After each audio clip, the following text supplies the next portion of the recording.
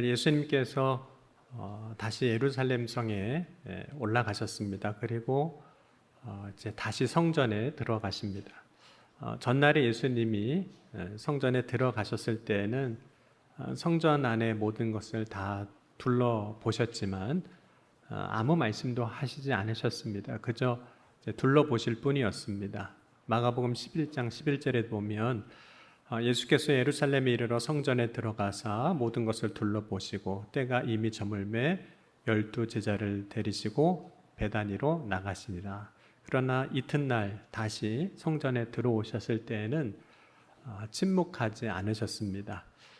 예수님께서 다시 성전에 들어오셔서 먼저 하신 일이 있었습니다. 그것은 성전 안에서 매매하는 사람들을 이제 내쫓으시는 일입니다. 15절 보면 그들이 예루살렘에 들어가니라. 예수께서 성전에 들어가서 성전 안에서 매매하는 자들을 내쫓으시며, 성전 안에서 매매하는 사람들이 있었다고 말씀하는 거죠. 그들은 과연 어떤 사람들이었을까요? 예루살렘의 그 성전의 구조를 보면 하나님께서 출애굽했을 때 이스라엘 백성들에게 말씀하신 성막의 구조를 그대로 가지고 있습니다. 주님이 임재하시는 지성소가 있고 그 다음에 성소가 있고, 동쪽으로 가면 동쪽에서 문이 있어서 들어오게 되는데 그 동쪽에서 들어오자마자 이방인의 뜰이라고 있습니다. 매매하는 사람들은 이 이방인의 뜰에 있었습니다. 이것은 본래 유대인들이 돈으로 재물을 사서 하나님 앞에 바칠 수 있게 했기 때문에 그곳에 매매하는 사람들이 이방인의 뜰에 있었던 겁니다. 특별히 멀리서 오게 되는 유대인들을 위해서 그렇게 이방인의 뜰에서 매매할 수 있게 했던 거죠.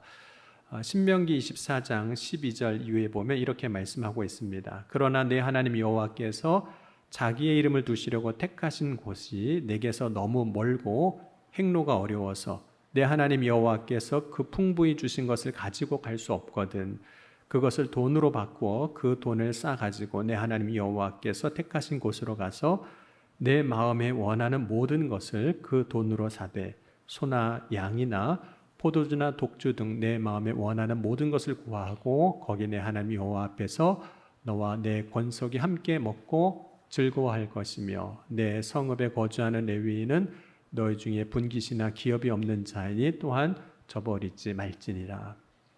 흩어져 있었던 유대인들이 이제 6월절이 되면 절기를 지키기 위해서 각 지역에서 각국에서 모여들었는데, 이때 이들이 성전에 와서 돈으로 하나님께 제사를 드릴 수 있는 그 짐승들을 살 수 있게 하셨던 겁니다. 또한 성전에서 성전 세금을 내게 되는데, 성전 세금을 내려면 반세겔이 필요합니다. 이때 일반적으로 그 당시에 통용되는 화폐가 로마의 화폐로 달란트나 혹은 데나리온이 있었고, 또 헬라의 은전으로서는 드라크마나 렙돈이 있었습니다. 20세 이상의 남자는 성전에 가면 반드시 성전세를 내게 되어 있었습니다. 그러나 흩어져 있던 유대인들이 성전에 왔을 때 그들이 사용하던 돈은 로마의 화폐나 혹은 헬라의 화폐를 가지고 있었기 때문에 성전세를 세겔로 내려면 성전에서 통용되는 그 성전 세겔로 돈을 바꿔야 하는 그런 일들이 필요한 거죠. 환전을 해야 하는 겁니다. 그렇기 때문에 성전에는 돈을 바꾸는 사람들이 있었던 거죠. 이러한 이유로 성전 안에서 장사하는 사람들이 있었고 또 돈을 바꾸는 사람들이 있었던 겁니다. 그런데 이방인의 뜻 안에 장사하는 사람, 또 돈 바꾸는 사람들이 있었던 것은 그 당시 유대인들에게는 너무나도 당연한 그런 일이었던 거죠.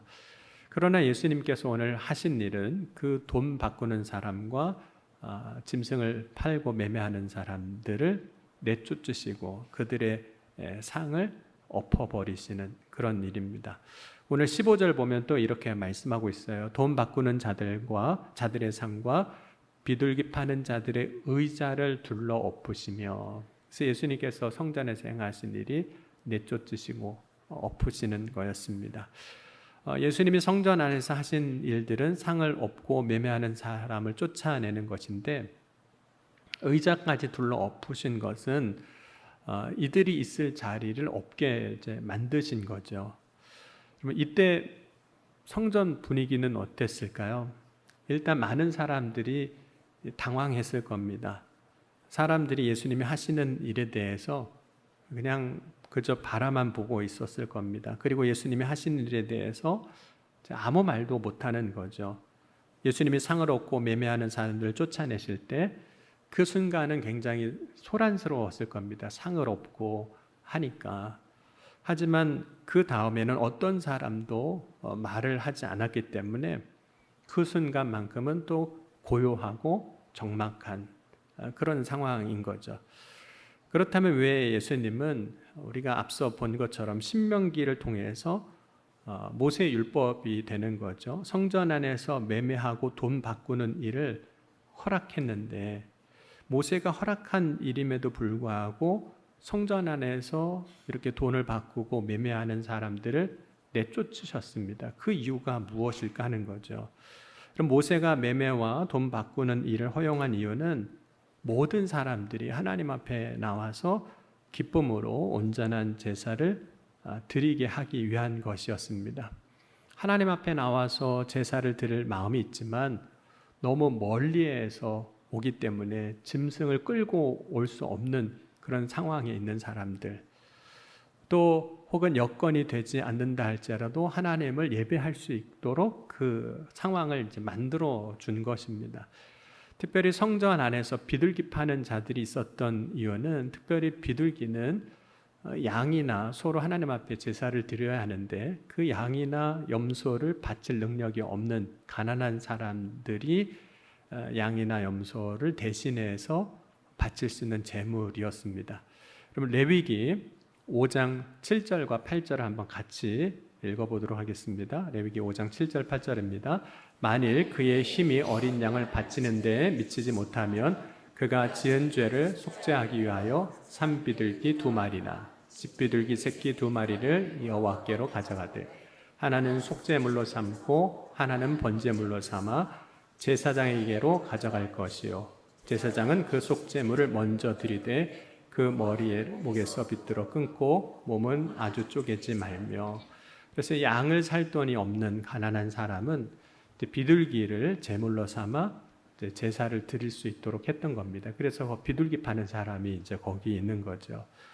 여러분, 예수님이 태어나신 후 8일 만에 모세의 법대로 정결 예식을 행하게 됩니다. 그때 성전 안에 비둘기 파는 사람들이 있었던 것처럼 그 비둘기로 정결 예식을 하게 되거든요.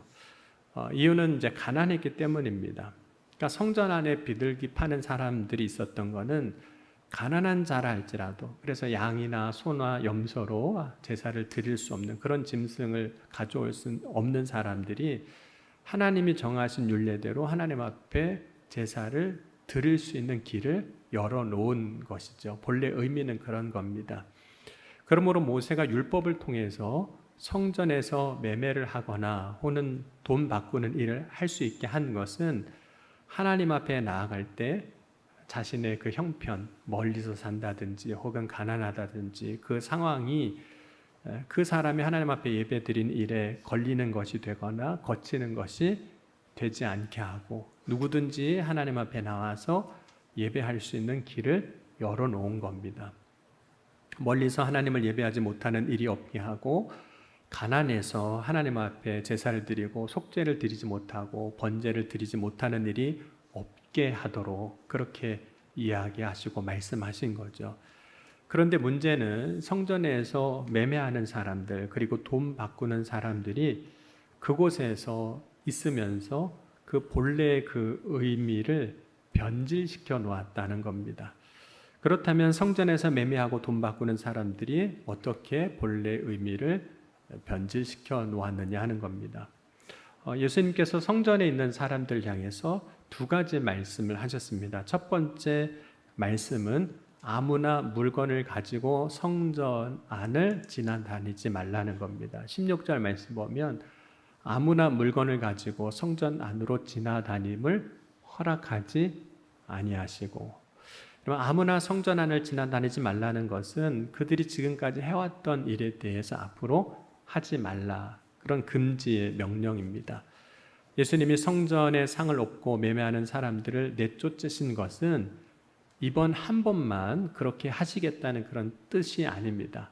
물론 예수님이 떠난 다음에 이 사람들은 다시 돌아오긴 할 겁니다. 돌아와서 또 자신이 앉았던 자리에서 장사를 하고 돈을 바꾸는 일을 하고 자신의 자리를 다시 차지할 수 있습니다. 그러나 예수님의 말씀은 이 모든 것에 대해서 금지하신 거예요. 금지 명령입니다. 왜냐하면 지금 이 일들이 본래 하나님이 뜻하신 그 뜻에서 어긋나 있었기 때문입니다. 여러분, 이들이 성전에서 하는 일들이 하나님의 뜻에 어떻게 어긋나 있었던 걸까요? 그 부분을 예수님께서 두 번째로 말씀하시는데, 예수님이 두 번째 말씀은 성전에서 매매하고 돈 바꾸는 사람들 향해서 성전을 강도의 소굴로 바꾸어놨다, 만들었다라고 말씀합니다. 오늘 마가복음 11장 17절 한번 같이 읽겠습니다. 이에 가르쳐 이르시되 기록된 바 내 집은 만민이 기도하는 집이라 칭함을 받으리라고 하지 아니하였느냐. 너희는 강도의 소굴을 만들었도다 하시매. 예수님은 지금 어떤 것을 보시고 이들이 강도의 소굴로 성전을 만들었다고 말씀하시는 걸까요? 예수님은 성전에서 매매하는 사람들을 향해서 요한복음에 보면 장사하는 집을 만들었다 이렇게 말씀하셨습니다. 요한복음 2장 16절 보면 비둘기 파는 사람들에게 이르시되 이것을 여기서 가져가라. 내 아버지의 집으로 장사하는 집을 만들지 말라 하시니.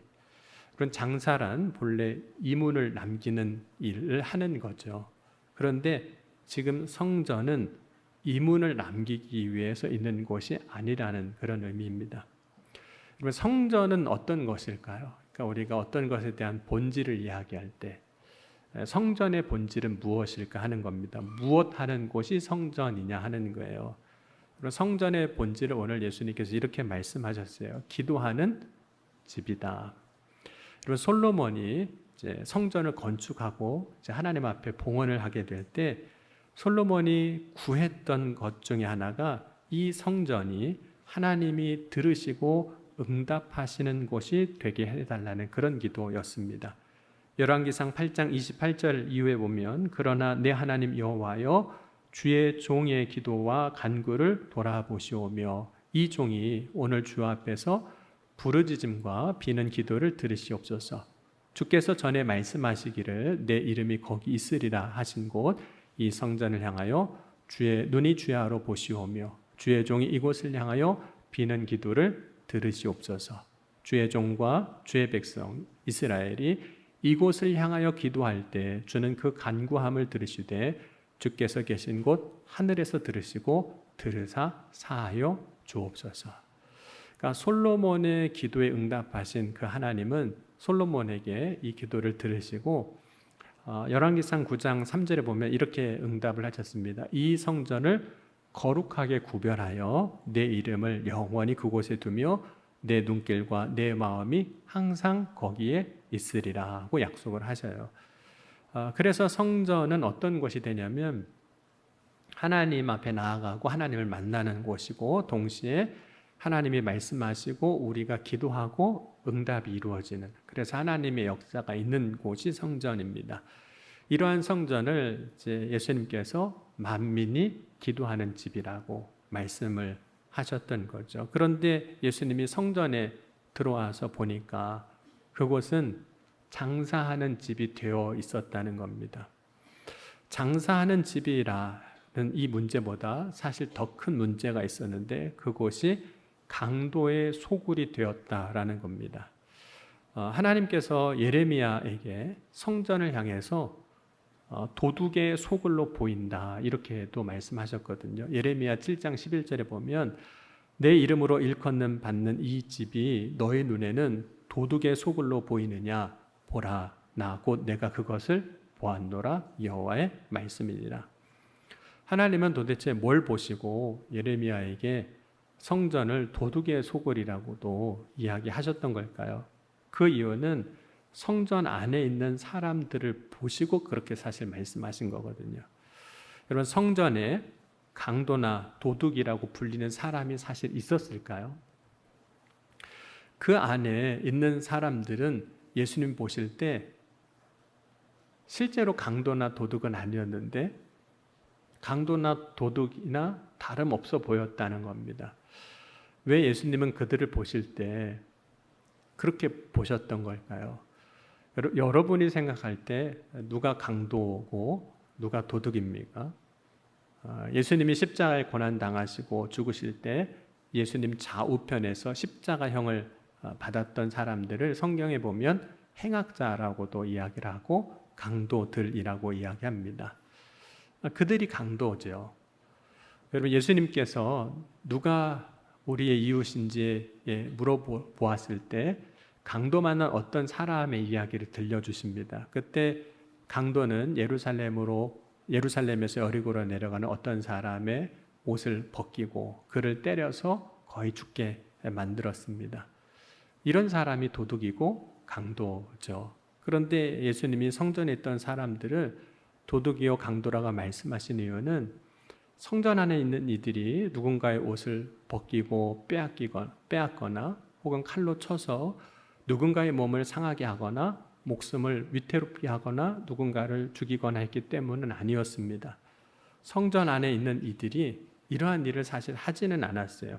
하지만 예수님이 보실 때 이들이 그 강도나 도둑이나 다름이 없다는 겁니다.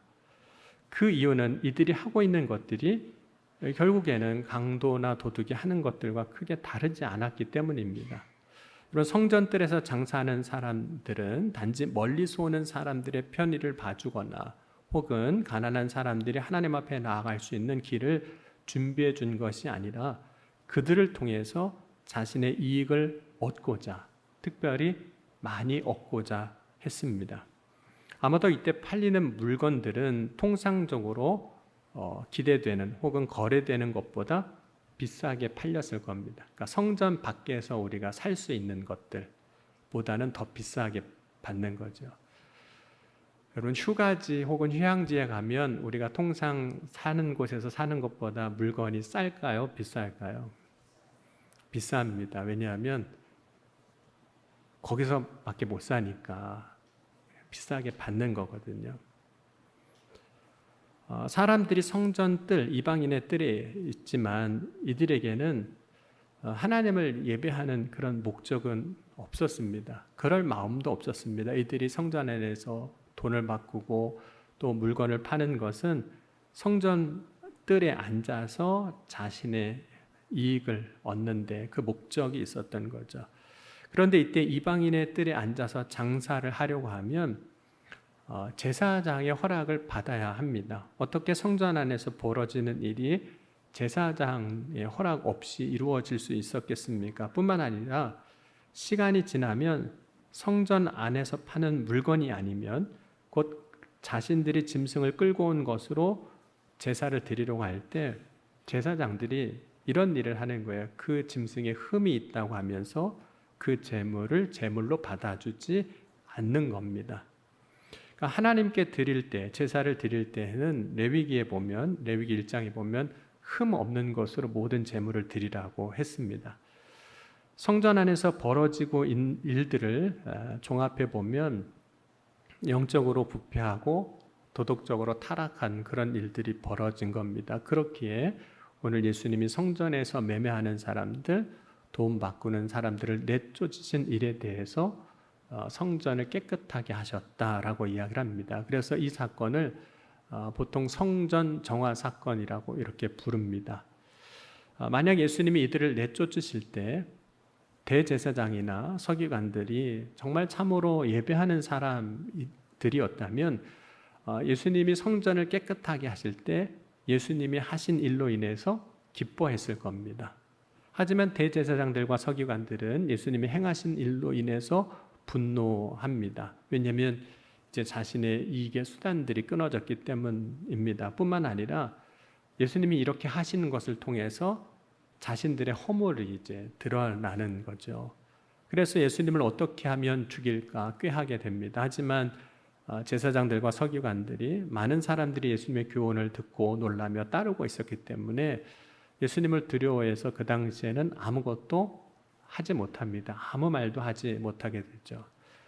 여러분, 왜 예수님은 성전을 깨끗하게 하셨던 걸까요? 단지 성전 안이 지저분하고 더러웠기 때문은 아닙니다. 예수님이 성전을 깨끗하게 하신 것은 그 성전이, 예루살렘 성전이 성전이 되게 하기 위해서입니다. 그러니까 모든 것에는 본질이 있는데 이 성전의 본질을 다시 찾게 하시는 거죠. 그럼 모든 것의 그 본래의 것 그대로를 유지하고 그 성질을 가질 때 그것이 아름다운 겁니다. 여러분, 성전은 언제 제일 아름다울까요? 성전의 본래의 모습이 있는데 그 본래의 모습대로 설 때 그 성전이 가장 아름다운 겁니다. 여러분, 예수님은 그 모습을 오늘 이렇게 말씀하신 겁니다. 만민이 기도하는 집이라고 말씀하시는 거예요. 그러니까 성전의 본질은 언제 회복이 되냐면 기도할 때, 그곳이 기도하는 곳이 될 때 성전은 성전의 본질을 회복하게 되는 겁니다. 여러분, 성전의 아름다움을 바라보는 시선이 그 당시에 봐도 많이 달랐습니다. 예수님의 제자들조차도 예수님과 함께 성전에서 나올 때 성전의 건물들을 가리키면서 그 겉모습의 아름다움에 대해서 이렇게 이야기를 합니다. 우리 마태복음 21장 4절, 21장 1절에서 2절, 또 누가복음 21장 5절과 6절 한번 같이 읽겠습니다. 예수께서 성전에서 나와서 가실 때 제자들이 성전 건물들을 가리켜 보이려고 나오니 대답하여 이르시되 너희가 이 모든 것을 보지 못하느냐? 내가 진실로 너희에게 이르노니 돌 하나도 돌 위에 남지 않고 다 무너뜨려지리라. 누가복음 21장 5절 6절입니다. 어떤 사람들이 성전을 가리켜 그 아름다운 돌과 헌물로 꾸민 것을 말하며 예수께서 이르되 너희 보는 이것들이 날이 이르면 돌 하나도 돌 위에 남지 않고 다 무너뜨려지리라. 예수님이 성전에 올라가셨을 때 성전의 그 아름다움은 사실 이미 잃어버린 상태인 거죠. 성전의 아름다움을 잃게 만든 것은 그 성전 안에서 매매하고 장사하고 돈을 바꾸는 그런 사람들이었던 겁니다. 여러분, 성전을 아름답게 만드는 것도 그 안에 있는 사람이요, 성전을 강도의 도굴로 만드는 것도 그 안에 있는 사람인 겁니다. 그러니까 건물이 성전을 아름답게 하는 게 아니에요. 그 안에 있는 헌물이 그 성전을 아름답게 하는 게 아닙니다. 성전이 본래 성전으로 세워져 나갈 때 그 성전이 아름다운 거죠. 여러분, 우리는 성전을 누군가가 만든다고 생각을 합니다. 특별히 이제 솔로몬의 성전은 솔로몬이 만들었다고 여기죠. 그래서 솔로몬 성전이라고 부르기도 합니다. 그러면 이스라엘 백성들이 이제 망하고 바벨론 포로로 잡혀갔다가 포로에서 다시 돌아와서 무너졌던 성전을 다시 건축하게 되는데 그 성전을 수룹바벨 성전이라고 부릅니다. 그리고 그 수룹바벨 성전도 나중에 파괴되고 예수님 시대 그 헤롯 대왕이 이 성전을 다시 건축을 합니다. 개축을 하는 거죠. 그래서 예수님 당시의 성전을 헤롯 성전이라고 부릅니다. 그러니까 예수님과 제자들이 지금 예루살렘에 올라가셨을 때 들어가신 성전은 헤롯 성전이 되는 거죠. 여러분, 누군가가 그 성전을 세울 때 크게 공헌한 사람의 이름을 따라서 솔로몬의 성전 혹은 수르바벨 성전 혹은 헤롯 성전이라고 부르지만 성전은 어떤 한 사람으로 인해서 지어지거나 만들어지지만은 않습니다. 여러분, 예수님이 성전들이 돌 하나도 남지 않고 다 무너진다고 말씀하셨고 결국에는 예수님 말씀하신 대로 그 헤롯 성전도 다 무너졌습니다. 그래서 이제는 성지순례 가도 그 예루살렘에는 성전이 없습니다. 건물로서의 성전은 지금 다 무너지고 없어요. 거기에 있는 것은 이슬람 사원밖에는 없거든요. 하지만 오늘 우리가 예배하는 이곳이 있습니다. 우리가 하나님 앞에 나와 예배하는 이곳이 성전이 되는 거죠. 근데 여러분, 이 성전은 누가 만든 걸까요? 누가 만드는 걸까요? 물론 우리 교회의 역사를 보면 누군가를 통해서 이 예배당이 지어지고 세워져 왔습니다.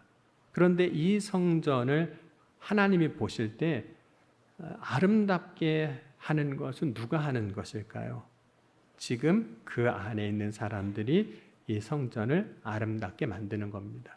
지금 저와 예배하는 저와 여러분이 누가 세운 그 성전으로 인해서 아름다운 것이 아니라 우리가 이 성전을 아름답게 하는 겁니다. 하나님의 성전이 하나님의 성전으로 서게 하는 일, 이것이 만민이 기도하는 집이 되게 하는 것은 누가 하는 것일까요? 누군가가 와줘서 이곳이 성전되게 하는 것이 아니라 오늘 우리가 이곳을 성전되게 하는 겁니다. 내가 이곳에 나와서 기도할 때 이곳이 만민이 기도하는 집이 되는 겁니다. 다른 사람이 이곳을 성전으로 만들어주는 것이 아니라 내가 이곳을 성전으로 만드는 겁니다. 여러분, 우리는 누가 만드는 걸까요? 저와 여러분은.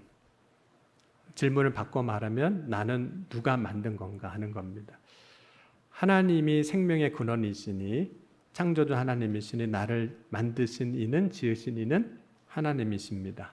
뿐만 아니라 우리는 다 부모를 통해서 세상에 태어났기에 부모가 나를 만들었다 해도 틀리진 않습니다. 생명을 가지고 태어난 아기가 자랄 때 그가 어떤 시대, 어떤 환경, 또 그리고 어떤 문화에 있었는지에 따라 다르게 성장합니다. 그러니 한 사람이 태어나 그 시대와 환경 그리고 문화가 그 사람을 만들었다 해도 그것도 틀린 이야기는 아닙니다. 그런데 나의 현재 모습은 누가 만든 걸까요? 그 중에 상당 부분은 내가 만든 겁니다. 왜냐하면 내가 과거에 혹은 어제 무엇을 어떻게 했느냐가 오늘 나의 모습입니다. 그리고 내가 오늘 무엇을 어떻게 하느냐가 내일의 나의 모습이 됩니다. 결국 내가 오늘의 나를 만들고 있는 거죠. 여러분, 사도 바울은 고린도 교회 성도들에게 편지를 하면서 이렇게 이야기를 합니다. 우리 고린도전서 3장 16절, 17절 같이 한번 읽겠습니다. 너희는 너희가 하나님의 성전인 것과 하나님의 성령이 너희 안에 계시는 것을 알지 못하느냐. 누구든지 하나님의 성전을 더럽히면 하나님이 그 사람을 멸시하리라. 하나님의 성전은 거룩하니 너희도 그러하니라. 예수를 믿는 성도를, 저와 여러분을 향해서 바울은 이렇게 고백을 하고 있습니다. 너희가 하나님의 성전이다. 여러분, 이전에는 건물을 성전이라고 말했습니다. 그런데 왜 바울은 예수 믿는 사람들을, 성도들을 성전이라고 말하는 걸까요? 그 이유는 성전의 의미를, 성전을 정의할 때 하나님이 계시는 곳으로 정의를 했기 때문입니다. 솔로몬의 성전도 그곳을 성전이라고 부를 수 있었던 이유는 하나님이 임재하시는 곳, 하나님이 계시는 곳이기 때문인 거죠. 왜 우리가 성전 될 수 있는 걸까요? 그 이유는 우리가 예수를 믿을 때 하나님의 성령이 우리 안에, 하나님의 영이 우리 안에 계시기 때문입니다. 여러분, 요한일서 3장 24절에도 이렇게 말씀합니다. 그의 계명을 지키는 자는 주 안에 거하고 주는 그 안에 거하시나니 우리에게 주신 성령으로 말미암아 그가 우리 안에 거하시는 줄을 우리가 아느니라. 네 안에 계신 성령으로 말미암아 내가 주님이 계시는 성전 되는 겁니다. 그렇다면 나의 삶이 주님이 계실 성전이 되게 하기도 하고 사실은 그렇게 되지 않게도 할 수 있다는 거죠. 내가 주 안에 거하고 주의 계명을 지킨다면 주님은 내 안에 계속 거하시고 나를 주님의 성전 삼아 주실 겁니다. 그러나 내가 주님이 거하시지 못할 만한 삶을 살아간다면 주님은 나를 떠나실 건 거죠. 그때 우리는 주님의 성전으로 살지 못하는 겁니다. 오늘 말씀을 통해서 저와 여러분이 두 가지를 꼭 점검해 보셨으면 좋겠습니다. 내가 기도의 삶을 살면서 교회가 만민이 기도하는 집이 되게 하는가, 그래서 성전이 성전되게 하는가 하는 겁니다. 또 하나는 내가 주님의 성전되어 살아가고 있는가 하는 겁니다. 여러분, 우리 교회가 주님 보시기에 아름다운 교회로 성전으로 되어질 수 있기를 주의 이름으로 간절히 축원합니다. 뿐만 아니라 나의 삶이 그리스도인으로 온전히 살아감으로 말미암아 주님의 성전된 자로 주님이 보시기에 아름다운 믿음의 삶이 되어져 나갈 수 있기를 주의 이름으로 간절히 축원합니다.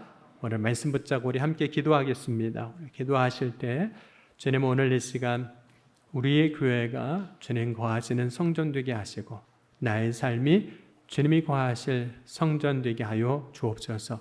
오늘 이 시간 우리의 삶을 통하여 하나님의 거룩한 은혜와 영광이 이 땅 위에 선포되는 복된 삶이 되게 하여 주옵소서. 오늘 주신 말씀 붙잡고 우리 함께 기도하며 나아가겠습니다.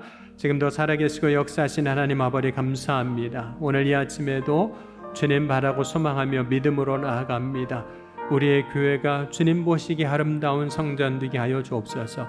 오늘 이 시간 우리가 깨어 기도함으로 이곳이 만민이 기도하는 집이 되게 하시고 우리가 주님의 말씀을 지키며 거룩한 삶을 살아가요 우리의 삶이 우리의 모습이 주님이 거하시는 성전 되게 하여 주옵소서. 그래야 주님 보시기에 아름다운 믿음의 삶으로 세워져 나가는 은혜의 역사가 임하게 하여 주옵소서. 오늘도 주님께서 각 사람 위에 행하여 이루어 주실 줄 믿습니다.